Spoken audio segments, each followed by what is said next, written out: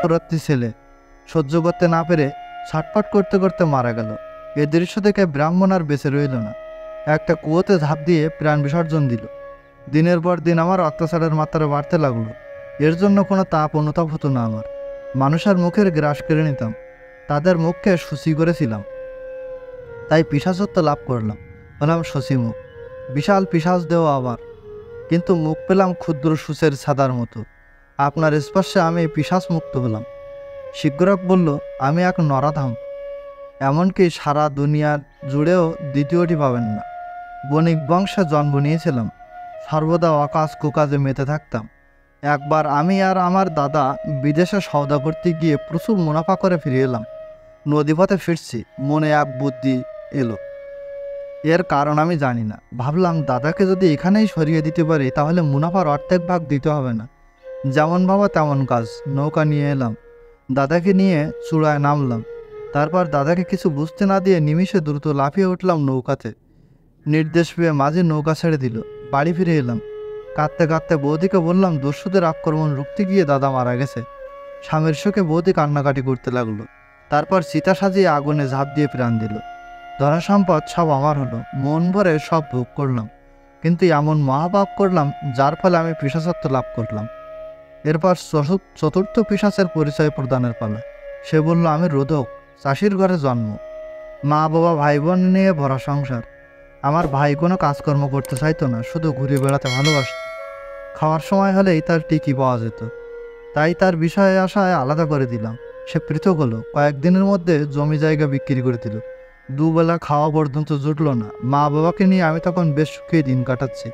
ছেলে না খেতে পেয়ে শুকিয়ে মরছে, কোনো মা বাবা তা সহ্য করতে পারে না। আমার সংসার থেকে লুকিয়ে চুরিয়ে মা তার ছোট ছেলেকে খাওয়ার জোগাতো। আমি একদিন টের পেয়ে মাকে যাচ্ছে তাই করে বকাবকি করলাম। ওদের ঘরে আটকে রেখে দিয়ে তালা লাগিয়ে দিলাম। সেই দুঃখে মা বাবা বিষ খেয়ে আত্মহত্যা করলো। আর আমার ভাই, সেও অনাহারে একদিন মা বাবার পথ অনুসরণ করলো। আমি হলাম পাপী, পাপের ফলে হলাম পিশাচ।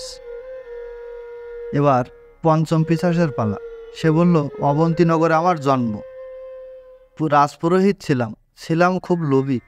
রাজমন্দিরের ঠাকুরের গায়ে সোনার অলংকার যা ছিল আমি চুরি করলাম।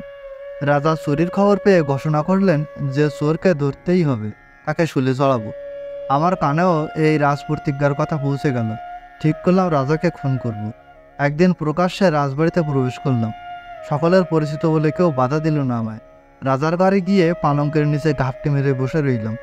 রাত হলো, ধারালো অস্ত্র সঙ্গে নিয়ে গিয়েছিলাম। রাজার গলা কেটে ফেললাম। সেখান থেকে মন্দিরে বেরিয়ে এলাম। এসে বাকি সব গয়নাকাটি প্রতিমার গা থেকে খুলে বের করে নিলাম। তারপর চোরের মতো সেখান থেকে চলে এলাম। বনের পথ ধরলাম, পড়লাম এক হিংস্র বাঘের মুখে। সে আমাকে ভক্ষণ করলো। জীবনে যত পাপ করেছি তার যন্ত্রণা ভোগ করলাম পিশাচ হয়ে। বিগ্রহের গায়ে আঁচল কাটায় আমি হলাম লেখক পিশাচ। 5 পিশাচের কাহিনী শেষ হলো। ব্রাহ্মণ জানতে চাইল তারা এখন কোথায় থাকে, কি খায়।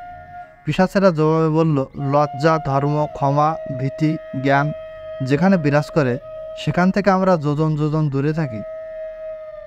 এসব যেখানে নেই সেখানেই আমরা বাস করি। যা খাই তা তো নিজের চোখেই আপনি দেখলেন। অনাচারীদের রক্ত মাংস আমরা আহার করি। আপনি একজন সিদ্ধ যোগী, তাই আপনার স্পর্শে আজ ধন্য হলাম, পূর্বস্মৃতি ফিরে পেলাম।